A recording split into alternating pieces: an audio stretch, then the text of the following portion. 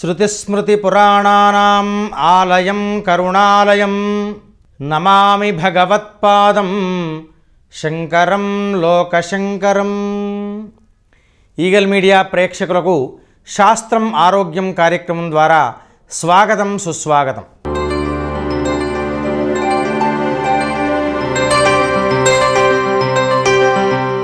నేడు మనం తెలుసుకునేటువంటి అంశము, ప్రతి గుమ్మము ముందు బూడిద గుమ్మడికాయ ఎందుకు కట్టాలి, కట్టడం వల్ల ఉపయోగాలేమిటి అనే అంశాన్ని గురించి తెలుసుకుందాం.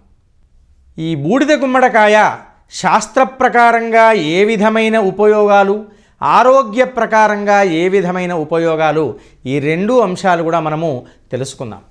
బూడిద గుమ్మడికాయ ప్రతి గుమ్మము ముందు కట్టడం వల్ల దాన్నే కూష్మాండము అంటుంటారు.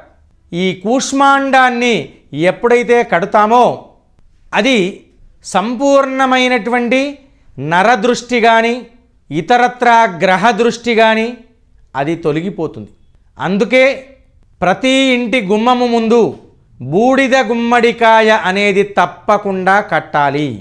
ఆ బూడిద గుమ్మడికాయకు పసుపు పూసి కుంకుమ పెట్టి దానికి దేవాలయంలో అర్చన చేయించి ఆ గుమ్మడికాయ, బూడిద గుమ్మడికాయ కట్టడం వల్ల ఆ గృహానికి నరదృష్టి ఏదైతే సోకుతుందో ఆ నరదృష్టిని పూర్తిగా ఆపేస్తుంది ఆ గుమ్మడికాయ.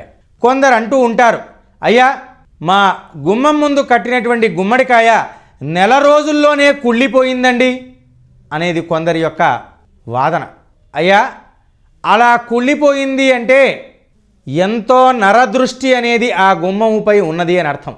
వెంటనే మరొక గుమ్మడికాయని తీసుకువచ్చి ఆ రోజు ఆదివారము ముఖ్యంగా లేదా పౌర్ణిమ కానీ అమావాస్య కానీ ఇలాంటి రోజుల్లో గుమ్మడికాయను చక్కగా శుభ్రంగా కడిగి పసుపు పూసి ఆ గుమ్మడికాయకు పసుపు కుంకుమలతో అర్చన చేయించి ఆ రోజు ఉదయాన్నే ఆ గుమ్మడికాయను కట్టవలెను. అలా కట్టడం వల్ల దృష్టి దోషము, నరదోషము అనేది పూర్తిగా తొలగిపోతుంది. ఇది శాస్త్ర ప్రకారం. ఈ బూడిద గుమ్మడికాయ కూడా తినడము వల్ల మనకు వాతము మొదలైనటువంటి బాధలు కూడా తొలగిపోతాయి.